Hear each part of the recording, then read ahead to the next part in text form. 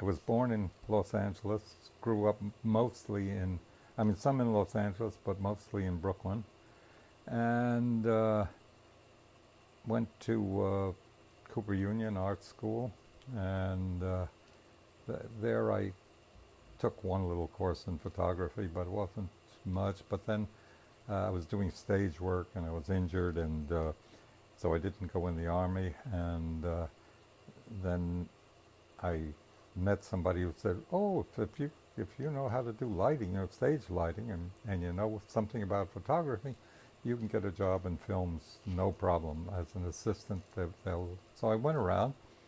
I went to 3 or 4 different film studios, and they all wanted to hire me. So I took one, and it was great. We did training films for the Navy. I flew all around, went to Bermuda, and I learned a lot about filmmaking. Then, of course, after the war, whoosh, no more, no more job. Well, I mean, I got in the union, and I was getting work, but it would be like I'd work for 2 weeks on a film, and then I'd have a month with nothing, so till I found another. So anyhow, that was the end of that, of the film business. And but since I had gotten interested in stories, telling stories with film and all that, I decided I'd try to do photojournalism. So I put together a little portfolio, and I went around. And again, even Magnum wanted me, but they wanted me on the basis that I would be, whenever they had something that one of their guys couldn't do, they throw it to me. I said, the heck with that. Because I hit this 3 Lions, and he said, "Oh, I think I could sell some of these pictures that you have in the portfolio." I said, "Good, sell them." So he immediately sold them and got me some assignments from Popular Mechanics, and I got started doing all these sort of stories about how to do it and the arts and crafts. I mean, all kinds of things. And then they decided to hire me, and I went around and I shot like 4 stories a week. I mean, they kept me busy as can be. And I said, "Well, hey, I ain't going to do this anymore. From now on, I want it to be, that you represent me and all that, and you don't have to pay me anything. You just give me whatever I sell." So they said okay, and we started working. And then we went on. One of the partners wanted to go see, go back to Europe and all that. They were Germans, and so we went on a trip for almost a year to Portugal, Spain, Italy, Switzerland, Israel, Turkey, Cyprus, and Tangiers. That's a few of the places we had. We had a lot of places, and I got this backlog of stuff, you see, because the whole time I didn't spend any money. So they had all these pictures, and we did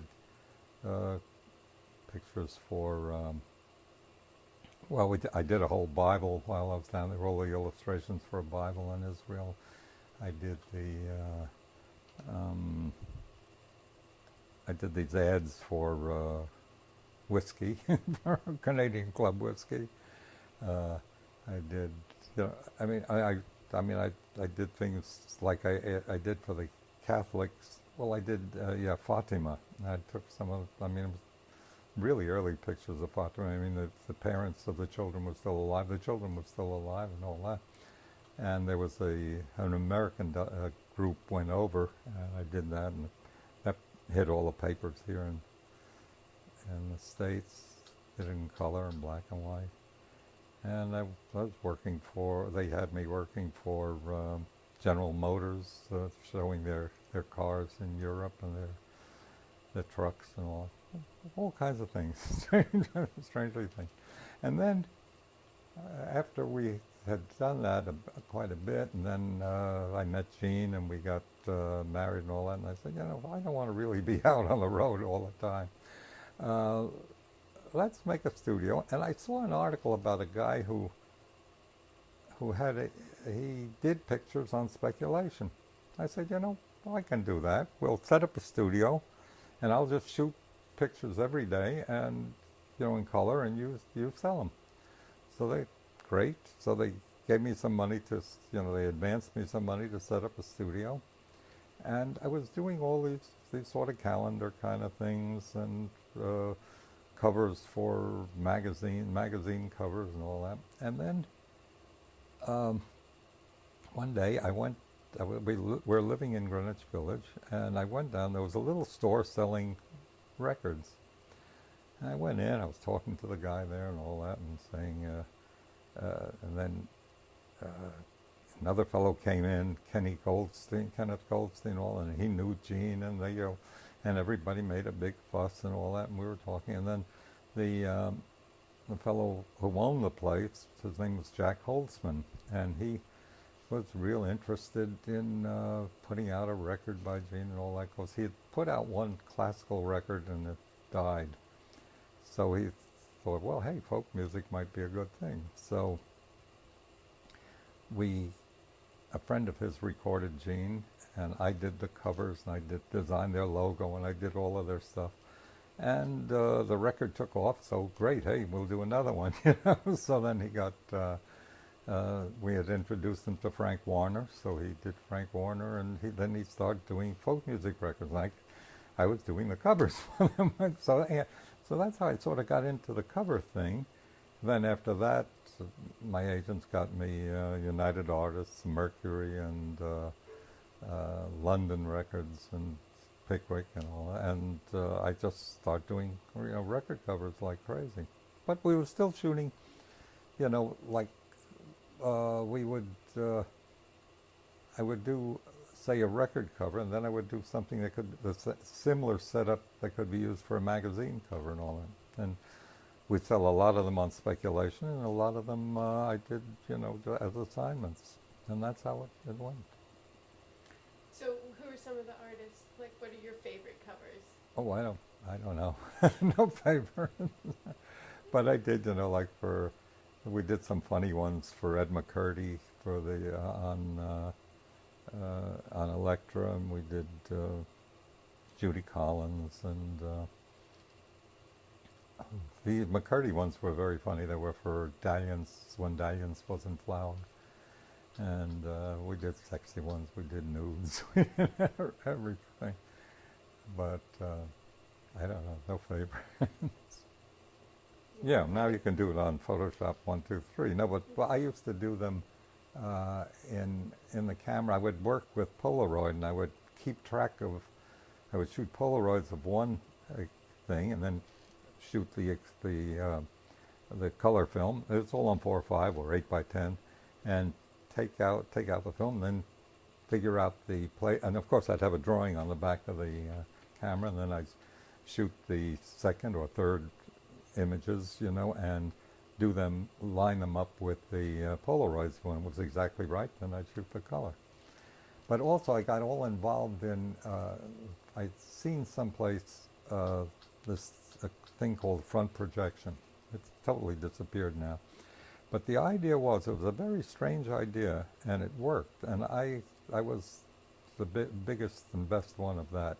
And what it was it was a screen, big screen, of the same Scotch-Lite material that you see signs, and when you're driving and your headlights hit them and they suddenly are very bright, or like if you have it on your shoes, But we made screens out of it that were, like 12 feet high or so, and 20 feet wide, 30 feet wide, and great big things.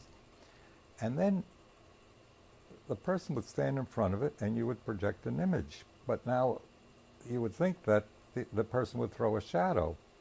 So that was the whole principle of the thing, was that we had a projector that was attached to the camera, sort of like a teleprompter kind of arrangement, and we would project it right from the middle of the lens of the camera, so that the person was filling in his shadow. I mean, his shadow was falling exactly behind him, but it was tricky with the optics. You had to have the right kind of optics on it.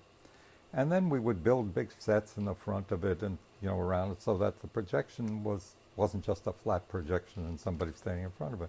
The whole thing, had a three-dimensional quality to it. But with that, we could do all kinds of things. And like I did one cover I just came across for the Four Seasons, and they were in a gold vault, and we took lots of bricks and painted them gold. We actually cast them so they looked like gold, bars of gold and all that, and then shot that and then projected it all behind them, and it was a funny cover, but we did lots of them things. We had a lot of fun with it. I enjoyed it. And what about the filming? Then filming, I got involved in it. I had worked at it as the camera, so I thought, well, I can't remember, but I think that the first, when Jean got the Fulbright, and she was going over to, and we were going to England, and I arranged, to get a bunch of assignments in England so I could be there. So I bought other Bolex, figuring, hey, I'll see what I can shoot with that. So actually earlier I'd had a 16 millimeter Keystone or something like that, and we shot things in Mexico just for the fun of it. But then, so I got hooked on it, and then when we went to England, I bought this Bolex, and I kept looking for things to shoot. And we found this festival that was just fantastic. The Alsace-Voyage, in Padstow, the hobby horse in Padstow. And then Alan Lomax got in it with me, and Peter Kennedy, and we made it into a. I was just going to go down and shoot some footage, but with the two of them and myself, it became a film, and it's a nice little film. People still look at it, and it's amazing. I shot it. I went down to the drugstore and bought some Kodachrome, and shot it on Kodachrome, and the colors stayed good, until just. Right now we can't find the negative, but the original, but since it was a positive, but the color is, really amazing, really good. And then we came back and we shot other little things. I got involved in shooting this and that. And then I decided to, we would try to shoot the Newport Festival. By then I had had a funny camera called an Oricon. Did you ever hear of that one? It was made really for people, as an amateur thing, for people to be able to shoot sound movies. It actually recorded a soundtrack, an optical soundtrack, at the same time that it shot. But the quality was dreadful of the soundtrack. The camera was okay, but so anyhow, all kinds of news people and others started adapting this, amateurish thing up to where it used to be just 100 feet, which is 2.5 minutes. That ain't much.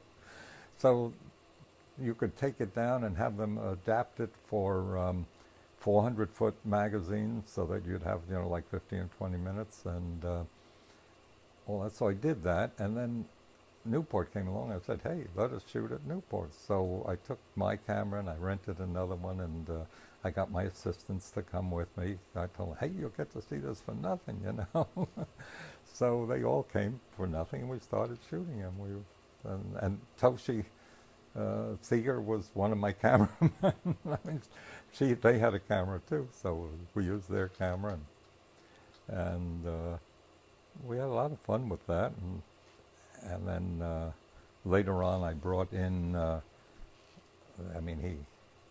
He wormed his way in, Murray Lerner, and my thought was, just on this would make a fantastic archive, because all these people will never be photographed, filmed, because they all live in little towns, and we've gone to all the trouble of bringing them here. I'll record them and show what they were, so that in future it's good. But Murray, of course, came onto it and said, well, we got to make a film, and all that, and he took the whole thing over, more or less, and then grabbed all the footage and ran out and edited it, and made a film that was, it was nominated for the Academy Award. We didn't win, but because there was a really good war film, of a platoon, I think it was called. They won, but because the subject matter was more startling. Mm-hmm. And but it's gotten all kinds of marvelous reviews and all that, but just it don't make any money. What year was it? About 68 or so, 67, something like that. I don't remember exactly when it came out. I think it was 67. What was the first year you started shooting it? Huh? What was the first year that you started shooting at Newport? Oh, pretty much, I guess about 62 or 3, something like that. It was pretty much the first one. I mean, what happened was there was one Newport Festival that was a commercial thing that George Wein did, and then it didn't seem to pay and all that. So then he got a hold of Pete Seeger and got Pete Seeger to organize a foundation, a Newport Foundation, and they got all the musicians and they told them, look, like Peter, Paul, and Mary and the Kingston Trio and all, and told them, look, you've got to do this. It's your duty to folk music, and come and sing for $50 a day, And then, of course, to people like Jesse Fuller, so $50 a day was great, So they got $50 a day plus all expenses, and same thing for the others. So it got to be a big, exciting event, and they people. Ralph Rinsler went out and dug up people who would never, have been heard of, if not for him and for the Newport Festival. I mean, like Mississippi John Hurt. I mean, when he came, he was the sweetest guy, and all. But who would have found him? I mean, there he was buried in some little town. He hadn't played in years, Nobody was interested in him. And then this got him sort of instant fame, and he started, doing concerts and all that. And there were quite a few like that. Next. What about, how did you hook up with Alan Lomax? Well, he was in England. Well, I mean, we had met him here in New York, and of course, he thought Gene was great, and he recorded a lot of music of Gene's. And how did we do the Greenwich Village thing with him, or? Yeah, or just in general. Well, generally, we became good friends. I mean, he would come sometimes to Oscar's program, and we would see him there, and he would invite us to parties, and we'd invite him, and we used to see him all the time. And then, because of the McCarthy thing, he took off and went to England, so he wouldn't have to be involved in it at all. And then we got the Fulbright, and we went to England. So then we were big buddies there. We used to see, each other every day, more or less every day. And then when we got to do the Padstow thing, of course, he came along and all. And Oscar came along too. Oscar drove the car for us, and he played with the kids and got them to do things. And it was a lot of fun. And then, when we came back here, and there was this, Ralph Rinsler and John Cohen and Gene had a thing, for bringing artists to New York, traditional artists to New York. I forgot the name of the thing, Traditional Arts or something like that. And they would run concerts at the New School, and I can't remember where other ones, but there were a few different places. And so they would bring all these people up, and then Alan said, hey, we should, I just was talking to the BBC, and they're very much interested, in American folk music, so maybe I'll make a party, and we'll invite them, and you film it. Of course, this was like on Thursday or Friday, and the party was on Saturday, so I just tore down there and with Gene, and I think I did get one assistant to help me, lug the stuff up, and then we shot all night and all night, and then there was another one the following week, so we did that one too. But I just did it, with one camera, and I did with that Oricon. But you see, the Oricon, the advantage of it was that it recorded a track, which was useless. but we double systemed it. We recorded it on the Magnacord with a sync signal. Then we could, we just look at the film, play the film. Then we knew since there wasn't time to do slates or anything like that, we could sync the things up very easily because we had the track already on the film. And then, we never used that track. And what else? Then later on they came out with an Oricon with a magnetic head on it, but I never got to that. And we did some little children's things with there was a fantastic puppeteer. His name was Lou Bunnin, and he was a whiz at stop action. He did stop action in those days that would be today. I mean, he's a big hero in Czechoslovakia. I mean, it's amazing where he's. But he also did.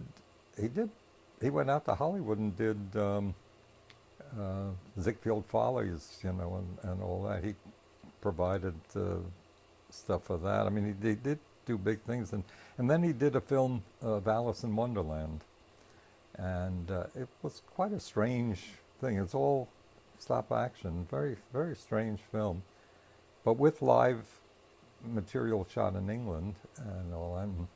And of course, Disney got wind of it and got angry and said, what does he mean? Who is he? What's he doing? I mean, I should do that. So they put out an Alice in Wonderland and it opened exactly the same week, So that more or less sank Lou's, although it's been shown on television endless times. I mean, I don't know how, it's been run endlessly, but it didn't have much of a, I understand that now it's been restored. The film, of course, because of, financing all that, I think Ansco Gevert, or I think it was either Ansco or Agfa. They had an early color film, and they put up the money for him to shoot it if he used Agfa, and of course it was a dreadful film, so that it faded immediately. But luckily, they did get some prints out of it before it all faded. But it was a dreadful film. But it's an exciting thing if you can find it. I don't know where the heck there are copies of it, because I heard that it was being restored. Oh, cool. Yeah, it sounds good. Yeah, it's a very strange thing, because he did very big, and then we did a film with him with some of his stop action. I could show it to you later on. I'll show it to you. I'd like to see that. But and he did a whole series of things for CBS. He used to, the promos, the things that came on in which he had, I guess it was a harlequin, a jester kind of thing with a big eye, like the CBS, and it would go up and down, upside down, and I mean, he had all kinds of ways to do this. And but now I guess he's only known in Czechoslovakia. Right. Well, of course, they love animation. I mean, they love puppets and animation there and all that. But we did one film with him that's kind of nice. Well, I did two films with him. And I'll show them to you. Yeah, let me see it. So, talk to me about Greenwich Village. About who? Greenwich Village. And the folk scene, and you were shooting a lot more than just with Lomax and the other stuff. Yeah, the hootenannies and the boogaboos. And Yeah. Yeah, no. Well, it was a very exciting time in the village then. I mean, Gene and I we had just gotten married, and we were living up in my studio on 46th Street. I had a little studio, four flights walk up, but at least it had skylights, and it was a nice place, but not much. So then I met this artist. I can't remember, some artist friend of mine introduced me to this other artist, and he had a studio down in Greenwich Village, and he used to slip the agent for it, paintings, and then he would get it for very little, for $100. So anyhow, he got 2 studios he was getting for $125. So he said, "I'll give you one for $125." So his was for nothing, but it was just fantastic. It had a tremendous skylight.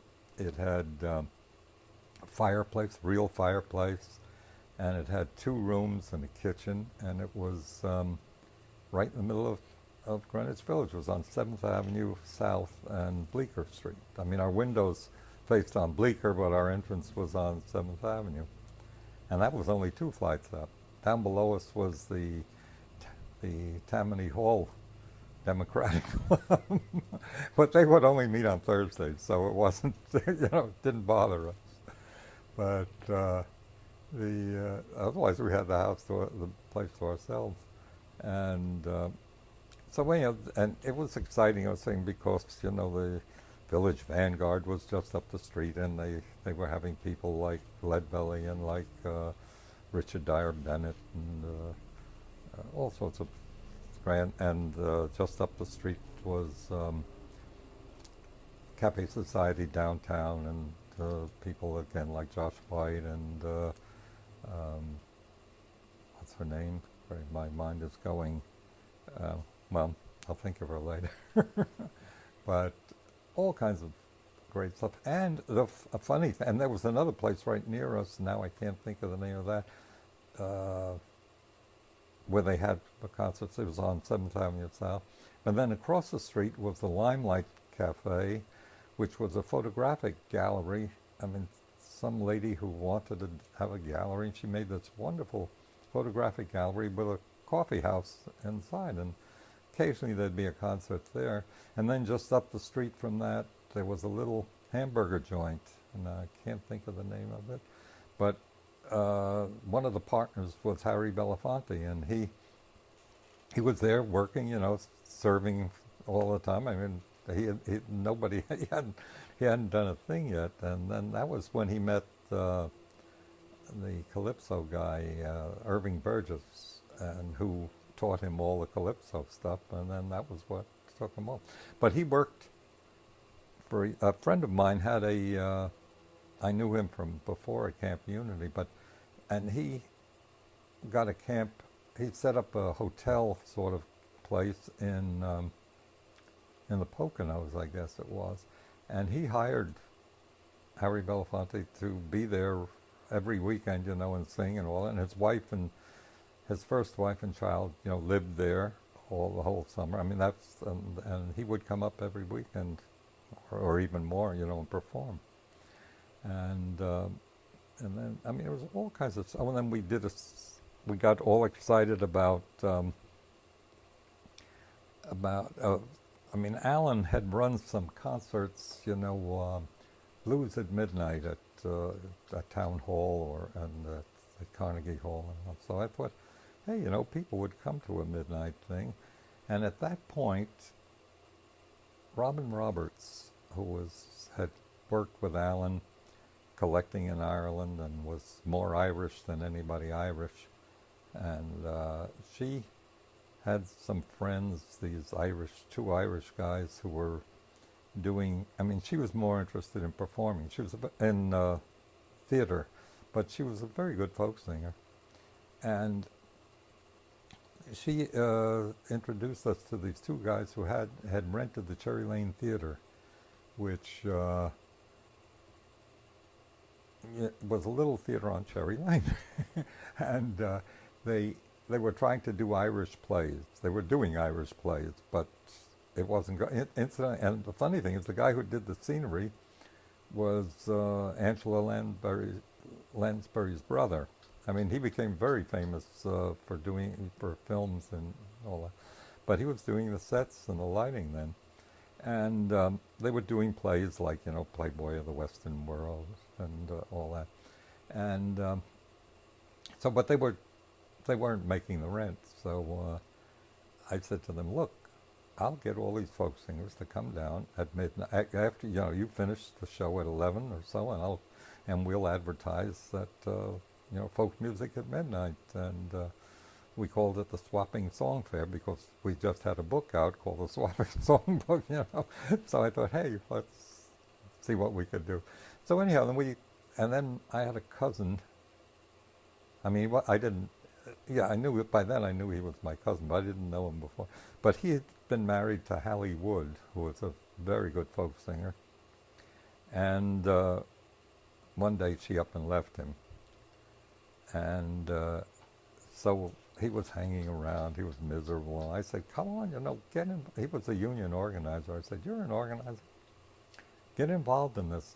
So he got all excited about it. And we used to run these concerts every Saturday night. I think Friday, too, sometimes. And we had everybody on it. The Reverend Gary Davis. Anyhow, but then the point of the story was that it came St. Patrick's Day, and we said, we'll arrange for Robin to be on it because she knew she had been collecting all over Ireland, and Jean had learned some Irish songs from a lady down in where she worked at the Henry Street Settlement, the cook there, and we said, well, we'll get, and then we said, well, you're Irish, why don't you sing some? Oh, we don't know anything and all that. Well, I know one song, okay, I'll think of it, I'll come up with a couple more. So anyhow, so then Patty and Tom, were on the program too, and that was the very first program the Clancy brothers ever did as singing. And then later on, they went back to Ireland, and they brought back their other brother Liam, and then it became the Clancy brothers, and they took off like crazy. And what else happened in the village? Oh, there used to be every Sunday there were these gather. Oh well, of course there was Izzy Young's Folklore Center, and we used to go around there all the time, and there was and then on weekends, on Saturday and Sunday, everybody would be sitting around in Washington Square playing. And of course, after a while, the police came down on it, and then Izzy got a permit to have it. I mean, he had to apply for a permit, so then it became an official thing. And lots of people would be down there singing, and big crowds. And then what else was I going to think of about that? No, about Izzy. Oh, then of course there was the funny thing about Izzy Young Folklore Center.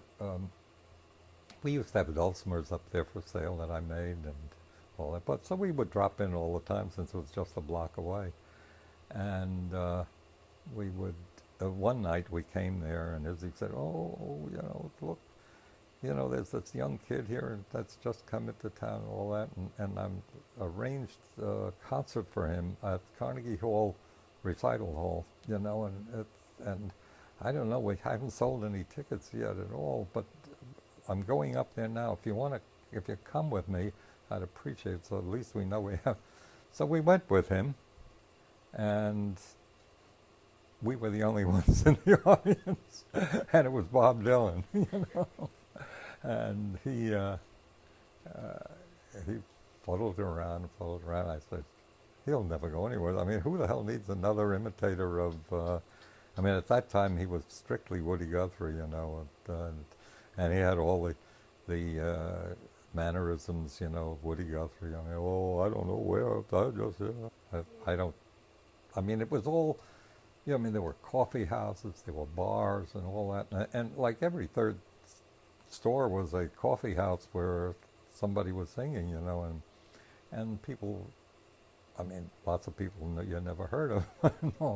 And like at the bitter end, that little piece of film that I shot, I can't remember any of those people, but they were all, you can see they were all there, rehearsed and scrubbed. One of the girls looked like she could sing good. I don't know if you can tell by looking. I don't know. But some of them you can tell are just, imitations of Kingston Trio. But what else? By then we left, and then we used to come back for, Gene would perform every once in a while at Folk City, so we would come back. But we didn't really have much more to do with the village after that. When did you leave? Hmm? When did you leave the village? We moved out here in '56, and then and we had the same artist who rented us the apartment there in the city. He said, "Oh, you know, I have a house. I live in Port Washington. It's a nice town, but I got a job, you know, teaching in California for a year, so I'll give you the house for the same what you're paying me here for the studio. And you got a little baby, you'll love it, you know." All right, what the hell? How bad could it be? We'll try it for a year, and we did love it. So we never moved back. That's a great story. And then, of course, after we'd lived there for a year, he came back, and we said, "Well, you know, we've been looking for a house, but we didn't find one yet," and all that. So he said, "All right, I'll live downstairs," you know. So we lived there together for about 6 more months, and then we found this place, and we bought it. So we just took one look at it, and that day, and we bought it. I mean, like it was on a Thursday we saw it, and we closed on Saturday, because the guy who'd owned it was very interesting. He had been in the Navy, and I don't know if he was a filmmaker before or not, but he got involved in shooting stories about the Navy, and then he got out of the Navy, but he started a TV show called Navy Log, and he would shoot them all on location, which was, you know, unusual at the time. And they were all different stories that somehow or other had the Navy involved in it. And it became really one of the biggest hits on TV. I don't know if you ever heard of it, but it was a very big hit. And they had this house, and he really wanted to be an opera singer, but this thing was too good. So they went out, they had to go though to California, and so they put the house up on they moved out to California, and they rented the house for a while. Then they said, you know, this isn't going, put it on the market, and I'm going to be in town next week, and we'll sell it. So it was a matter of bidding on it and buying it right that week or not getting it. So we bought it, and we've been happy. Yeah, you make good use of it for sure. And I mean, and the price is, you know, like the value of it has gone, I think, like 100-fold. You know? It's not bad. That's not bad. That's not bad. Yeah. Oh, so most of the stuff you filmed in Greenwich Village then was before you moved out here? Or did you keep going back? Which ones? The Like Bunnan films? Yeah. No, we lived out here, right? We went back, but they weren't shot in the village. Well, you see, I had my studio in New York. I commuted every day, So you still stay. so that I was in New York, and Gene would meet me, and we go to shows and things like that. But then after a while, but I commuted, I guess, for about 25 or 30 years, you know, every day. But I would also arrange, you know, to do location work out here or on the beach, you know, and in the island. And so I didn't really have to go every single day. I mean, I would drive in lots of times and all that, but because the train was dreadful. It was from, I think, 1912. You know, they were still using the same trains, and now, of course, they've modernized it, but there was no such thing as air conditioning, and you're frozen in the winter. And it was just really pretty bad. But the only thing that was good about it was direct. You went directly into the city. You didn't have to change at Jamaica. Yeah. That was the reason. That's the whole reason why this area is so expensive, because it's such a good commute. Half hour you're in the city. So the studio, you kept the studio on 7th Avenue South? No, I had my studio was up first. I was on 46th Street, and then I was on 40th Street. I had a very fancy studio on 40th Street in the Beaux-Arts building. I had a balcony that overlooked Bryant Square, you know, and it was a two-story. That building had been built for artists and sculptors, so that all the ceilings were high. It was a wonderful place for a studio. Then they found you could get more money from photographers and all that.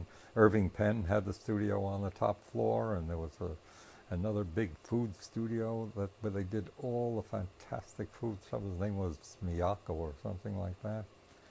And then I think I was the third one, but by the time I left, I mean, then of course when my lease ran out, then the price jumped up tremendously.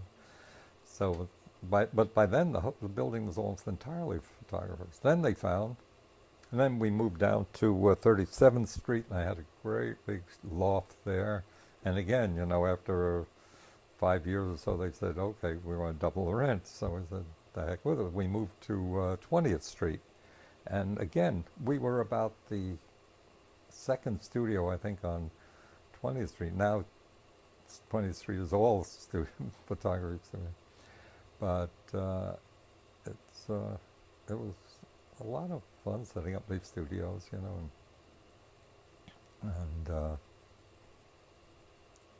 I did all kinds of things. Yeah, you had it going pretty good. Yeah, we had a lot of fun. Yeah, and I went on a trip with my then I became a partner in the agency, and I went on a trip with him. We went all around South America shooting. We did these Canadian club ads, and I did things for, strangely enough, Yale Lock and Town. What was it, Town and Lock? I can't remember. It's a big company. They make, they made Yale locks. Was their main thing. But then they made forklift trucks, and they made all kinds of other things. And I went all around South America shooting their products also. But I mean, I did stories for the Catholics. I can't even remember the name of the. There's one in Mexico, Guadalupe, but it's like Fatima, and Lourdes. There's one in Brazil, and I can't remember. Santa Rosa, I think there was something like that. That they all make pilgrimages to, and Corcovado, and I mean everything. I was in Chile and Peru. We went up to Machu Picchu before it was a tourist place. I mean, we spent 2 days there and shooting. I mean, it was a beautiful place. And all kinds of adventures. And then like every autumn I would go up to Maine, Vermont and Maine, and shoot leaves, and go to Maine and shoot boats. I mean, just anything I felt like doing. It's amazing. But you see, it was before television, and you had magazines like Life and Look and Collier's and all that. But the point is that, I mean, now all these same things, they're doing exactly the same thing on television.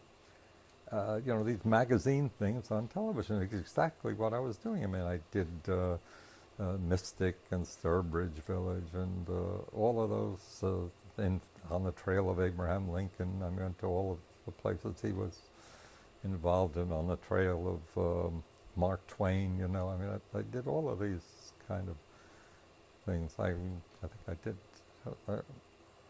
I did something on George Washington. I did, of course, Jefferson, Monticello. Yeah, a lot of fun. Not so bad. So where do you want to go from here? How prevalent was the socialist movement in the early days of folk? Oh, it was very prevalent. Yeah, actually, in the very beginning, the only places you could get work was, from unions or leftist organizations. I mean, it didn't have to be the Communist Party, but organizations like Russian War Relief or the IWO, which was a sort of a it's hard to explain what it was, but it was, you know, like my father was a member of it, you know, and his branch was all in Yiddish, but they they were very interested in anything leftist. And of course there must have been lots of communists in it, but I mean, but people like Josh White, the only work they got was either in union halls or leftist organizations or Cafe Society uptown, downtown rather. That was, and the Village Vanguard. Those were practically the only places you could get work. And I mean, like I worked in the summer camp called Camp Unity. I used to do this. I was doing the stage work there. I was just, you know, did the lighting and the sets, and we would have. Well, we had Earl Robinson did the chorus work. Elmer Bernstein, who you've heard of. I mean, he played classical piano twice a week for us. I mean, he lived there, and Robert de Cormier and his wife would sing folk songs, and Josh White would come up, and Pearl Primus would come up every weekend, and Professor Erwin Corey was the comedian, and who else? Lee Hayes was the night watchman. You know, he was one of the weavers. It was an exciting time. And as you were shooting record covers, you shot a lot of the early folk stuff, and then you kept shooting record covers into probably the mid to late '60s. So Yeah. were you aware of the trends in music? Did you stay up with that? Sort of, you know, but I wasn't like a groupie. I mean, you see, like today, the people who do record covers, you know, go out with the group and stay with them, you know, travel, do a whole tour with them, you know, and shoot 1,000 pictures, and then they get one, you know. And in those days, they paid so little, you couldn't afford to do that. I don't know how much they pay now, but I don't think it's that much more, but, you know, you just have to give up your life and be dedicated to that. And I really wasn't that interested, but I got into all kinds of music. I mean, I did Carmen McRae. I did, what's her name, the lady who had such a big hit in the Angel film? What the heck is her name? Dealer, something with Dealer. Can't remember. But she's a big TV star now. But in those days she was just a singer. But I did Lena Horne. I did Mantovani. I did a few classical covers too. I can't remember who they were. But then I did the Four Seasons and the Righteous Brothers and Little Richard, and they all would come up to the studio. We'd spend a day together, and I'd shoot, or I'd go. Brooke Benton came out here. I shot him out here on the lawn in front of it. Brooke Benton was, at the time, it was real big, and Brian Hyland, who I don't think anybody remembers. But the funny thing is, his hit song you would remember. The teeny weeny yellow polka dot bikini, you know, but who remembers that was Brian Hyland? And I did the Shanty Boys, and I don't know. Would you listen to their music too? A little bit, yeah. Some of them, yes, but lots of them I didn't. I mean, they just come in, and the art director would come along and he'd say, "Oh, you know, get something like that." All right, you know, you like that? Yeah, that looks good. Yeah, but no, I didn't really get into like. I went down and shot James Brown. I had never heard of him before, you know, but I went to a recording session. I shot a lot of pictures of him and all that, and then they used them they made a cover made up of a lot of pictures.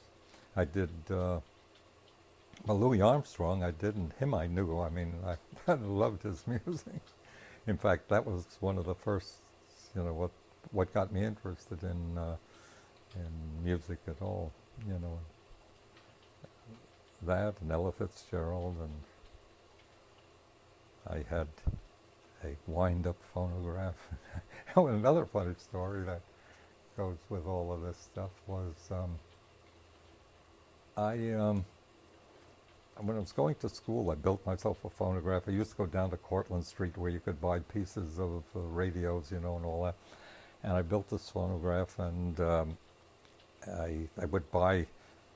There was a place there called Goody's, and Mr. Goody himself was there, and he had records, the regular 35-cent records you could get for 9 cents, because they were ones that had been cut out, And so I used to buy all of those things, and I would bring them home and play them. I bought as many blues things as I could. And there was a kid who lived downstairs. This is a brownstone in Brooklyn. And he was the landlord's son and all that. He used to come up and listen with me on Saturdays and Sundays. And then he asked, could he bring his cousin who lived a few blocks. Okay, and his cousin came, and we used to listen every weekend. And later on, his cousin turned out to be Rambling Jack Elliott.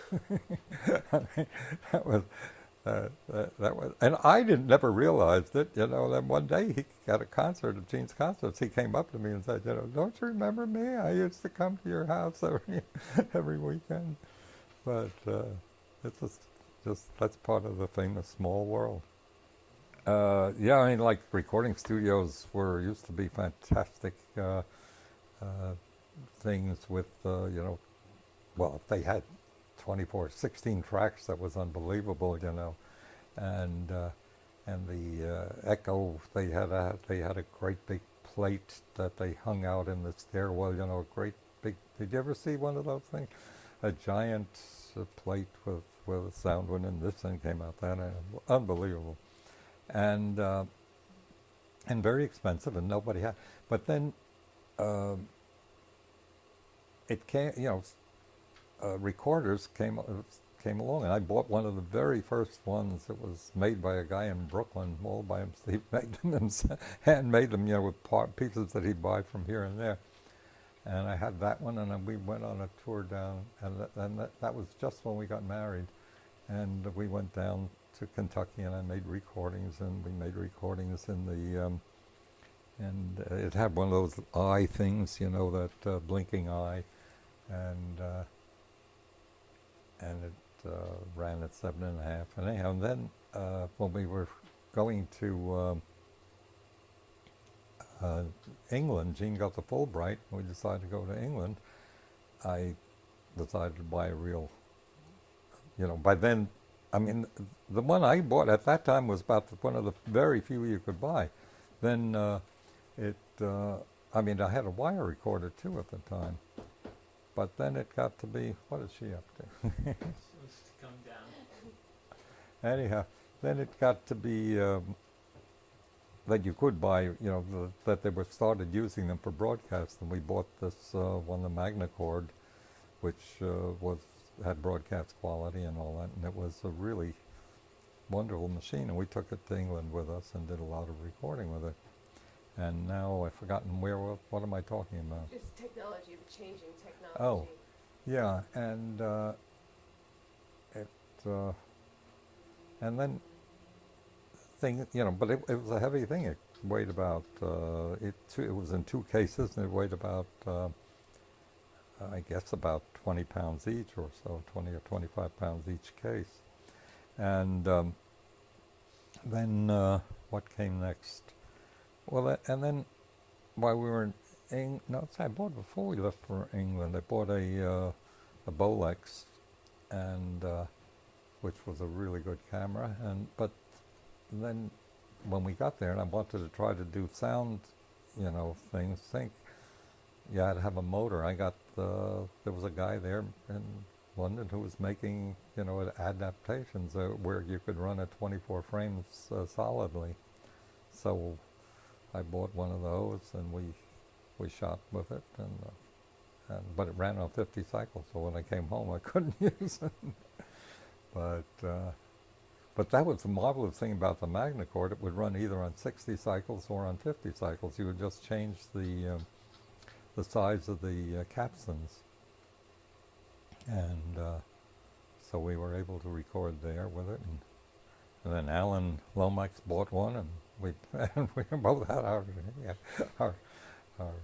Magnacords. And then just before, it was just about the time we were ready to go home, he got mad at his, and it didn't want to work, and he threw it on the ground. The whole thing blew up. So before we left there, we sold him ours. And to this day, if you go to the Rock and Roll Hall of Fame, and they have his, they talk about him, and they have his tape recorder there, it has my initials on it. That's a sort of fun little thing. Yeah, I was so surprised to see it there. It's like, hey, I remember that. Yeah. I mean, it had see, when you go over on a ship, they used to put a big sticker on the side with your initials on it. And so there it is with my initial on the side of it. No explanation, I'm sure. Huh? No explanation of the No, exhibit, it doesn't sure. say anything about it. No. Were you aware at all, because we talked to Al Maisels yesterday, Hmm? Albert Maisels, I only used to see him at the ASMP, the Society of Magazine Photographers, when he was doing magazine work too. I was doing magazines. I saw him there no time, but I didn't know him. Yeah. Were you aware of the project they were working on? I guess Time Life funded them to develop a camera that would sync sound. No, I didn't. Yeah. I wasn't aware of any of that. Yeah, it's funny how you guys were on the same path, Yeah, but you weren't yeah. really aware of each other. Yeah. Then then I got in more, from magazines, I got more into studio work. And the truth of the matter was, I was busy working all the time. I never had much time to, and the only people, that I was really interested in were folk music back, photographers. I knew a few. Like there was a guy here in town who, one day, it was funny, I went to the train station, and there's a car parked that says ASMP on it. It had a sticker, an ASMP. That's the American Society of Magazine Photographers, and I was a member. And there was this guy. So, I don't know. Then one day I came, and we both pulled up at exactly the same time. So I start talking to him, say, hey, and he had a studio on 44th Street, and I was on 6th Street. So, but anyhow, then we got to be very good friends, and we still are. And his name was Lou Merrim, and he did all kinds of magazine work and everything like that. And I don't remember why I started telling that story, but no, I was just saying that I didn't know that many. I wasn't involved in the social part of photography. I was just busy working every day. Yeah, that's kind of what Al said too. It's like, I didn't really know anybody. I was doing, what we did. Yeah. Yeah, there was one other guy I knew, sort of funny. What was his name? Who? The place where you went to get film developed, her brother was always there. Huh? Myra or... Maya Darren? No. No. it was, Oh, I know what you mean, the store. I used to know those guys, and I can't remember. And he lived right out here in Port Washington. It was one of the biggest. There were like 2 stores that rented and sold equipment to film, 16 millimeter types. Florin and Babb. Are they still in business? No? They were the big, place where you could rent stuff from. And one day I was coming home on the train, and there was Mr. Florman. So then we became friends. But before that, I had just been going up there, to buy film and to get equipment, rent equipment.